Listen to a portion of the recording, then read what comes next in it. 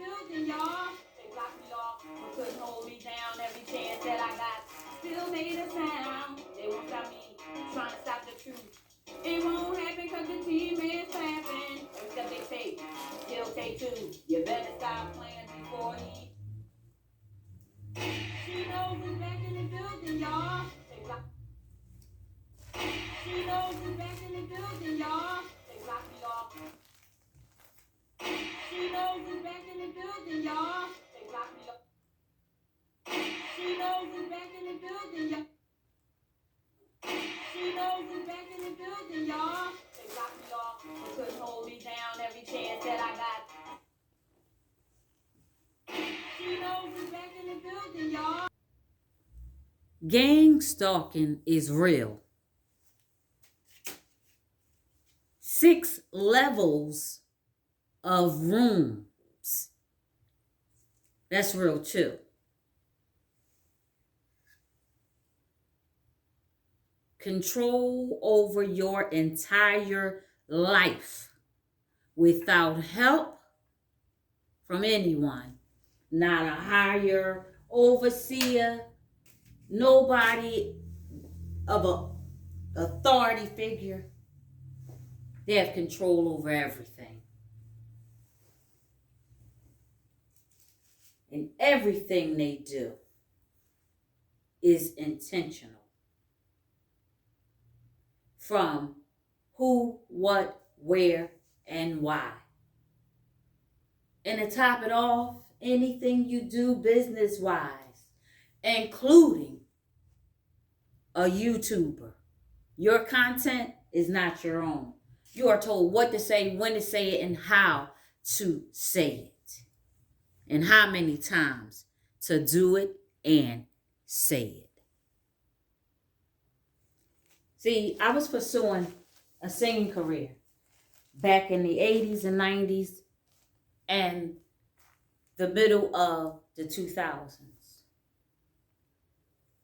And some things happened to me, and I have a story. But instead of telling all of my story, I tell bits and pieces because they're here. Who are they? The ones that's coming forward.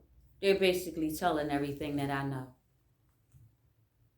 I once told the story about how I was put out on the curve by an almost G and R word in a hotel full of men coming out of the woolworks. Under the hands and the watchful eye of a very powerful producer. Yup. Sound familiar? Go figure. Well, it was not God's plan for me to even be a part of the entertainment world. And so God removed me out of the hands of the evil wickedness. But before I was removed, I heard some things, lots and lots of things, in which is totally true, especially you hear others saying it. I've seen some things, and I know a lot of things. Shout out to Jaguar Wright. Shout out to Christian Keys.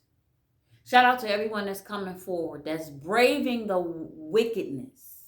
Because we are at the hands. We are not defeated, but we are at the hands of the wicked.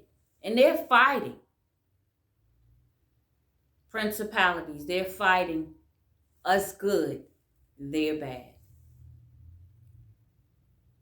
I've been doing YouTube since 2020. And my second week, I had 18K. My third week, I had 20K. And all I was talking about was J6. That was the Trump rally in Washington, D.C.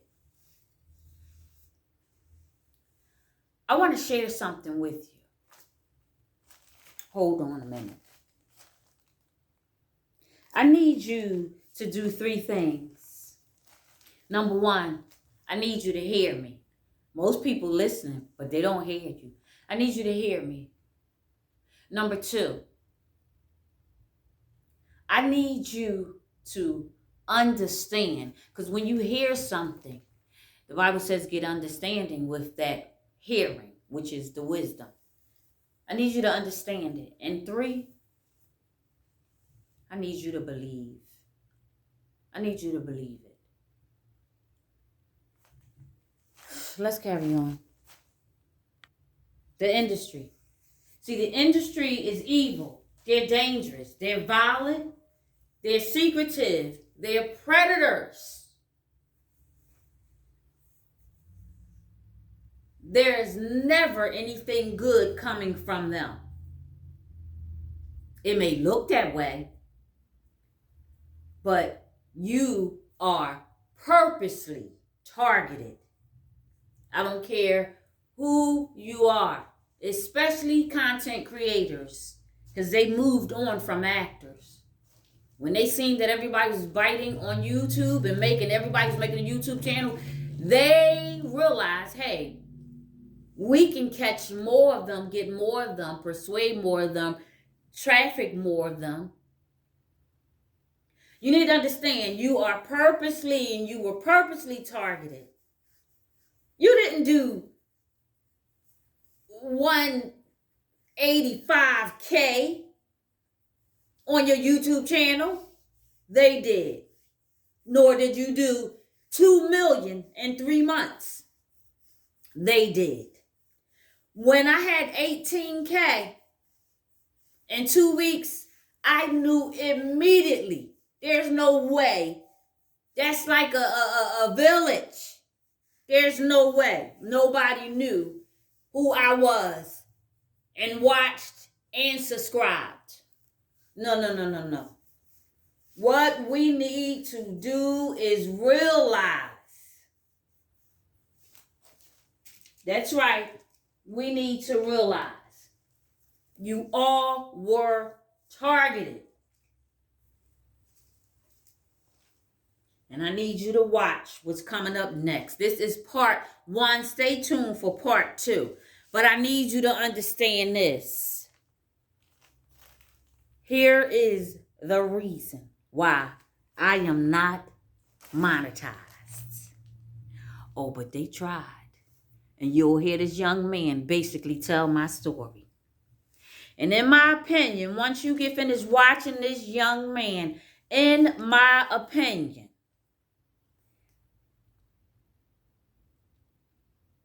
that young man is a plant. He had his tribunal. He was found guilty because he did some things. And once he was found guilty, he took a deal. And now he has to carry out that deal by warning everyone and telling everyone everything that he experienced and seen. If you go back and watch his channel, you'll see he looks different from what he looks like now. That's because he's been switched out.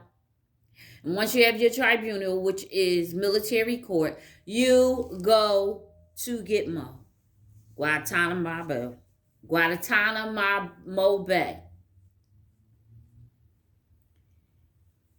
I want you to notice something when you're listening to the young man. He switches because I guess he's doing these in days or hours or separate different time zones, different time frames.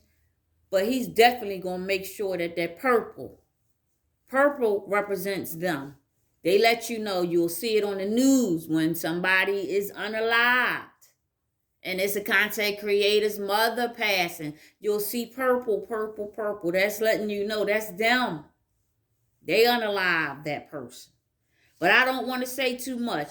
But notice the black and white, the blue, the leopard clothing, the purple, the pink, the white, and then totally black. And do not want to be remiss in saying the red shoes when I was out there trying to pursue a singing career and acting career. It was the red shoes, which is made of somebody's unalive skin. Now it's the red boots. You have to be seen looking like a crazy fool in public. They will promise you, your family, whatever you want or whatever you don't have. But it's really not even yours. It's theirs. They control your life and the narrative to your life. They control when your eyes open and when they close for good. I want you to remember these words from me. Here is why I am not monetized. Make sure you pay attention and listen good when he tells you clearly there is a strange, massive jump in your numbers. Side note, that looks like the Bohemian Grove. Shout out to Doogie Garado. Let's go.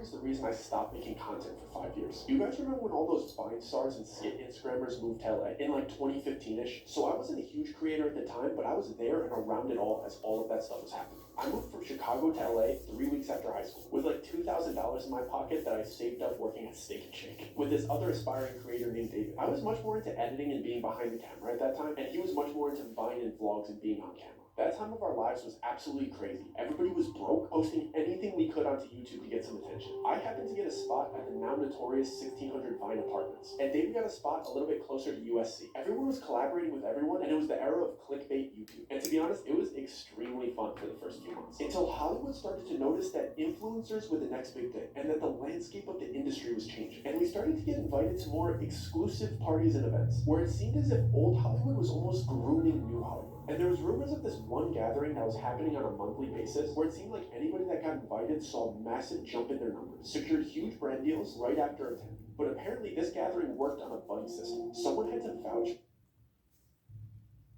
and that the landscape of the industry was changing. And we started to get invited to more exclusive parties and events, where it seemed as if old Hollywood was almost grooming new Hollywood. And there was rumors of this one gathering that was happening on a monthly basis, where it seemed like anybody that got invited saw a massive jump in their numbers.